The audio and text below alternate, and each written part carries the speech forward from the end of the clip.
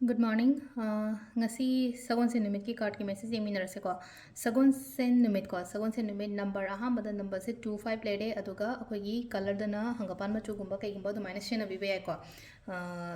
Dress gumba se aduga amana chak thong badana aina haina ko hadi yellow machu gi pot ama heta machu oiro natraga ani hangapan inchang gumba laina ko. Hadi Mairin gumba harasine ko sugumba tazo itam jamna dum hadi machu mamingi ne kitang hapo ko dumai toroga hadi sisima to bibe ko aduga Thursday ki ritual adum tawbibe ko hadi mamang da post tawbiba khot kiba mayam do hadi sagun se numida tawba yaba ko adum mayam ama leina ko adu tawbibe adu aham da ko yi card ki message hinga se ko card ki message hinga matung da timing a phaba so ai happy tang haijara ke ngi gi na timing a phaba kai kai lege ha do adu dum so yeminara se ko adu sidagi ko sidagi 3 cards katang lotho se ko card ahum katang nuti gi lotho ko dumaina card number 1 card number 2 card number 3 ko ahamba lere ani shuba lere ahum shuba lere ko card se lere ko ahamba ani shuba ahum shuba ko first card khan ba yenga se ko hadi first card khan ba ngai goina kari energies la ke haiba do ko sida la ise ngasi se ko leithoga chat kanu ko hadi kitang emotionally kitang kra down chat pa ya adu duna hadi ko samna habada give up tawrage na traga hadi sigi thabak se ai tawroige thadu oge kholage kaina adumaina chatning ak pa ko ning ko adumai taro ko leiri ba jaga adu dagi move tawning ba ko ning ba adumai taro ga dum khar feel tawgani ko adu sida hai ko hadi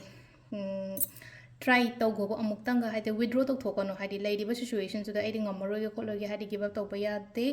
adu sida mamai leithoga su chat kanu ko hadi face tawba khara tamo ko situations problems oiro amo oiro ko hadi face tawba tamo ai ngamaroge ai natraga ai chakrage khotkrage haibagi adugi feelings gumba kai gumba khara lakpa yai ko adu duna hadi kainoma laiba matamda hai tare ko hadi always try to face ko adugi situations or any problems so hai tare ko number 2 sisu katang emotional oiba khotpa dumaina hadi confusions laiba harasne ngasi gina hadi confusions laiba katang upset oiba ko dumai tawraga khara laire ko hadi nungai taba harasne ko thawai nungai tamani khangde amani khangde ko maram ama natraga amadagi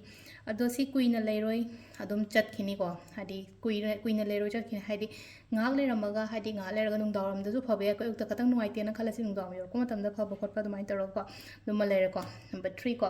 number 3 sina selai se ko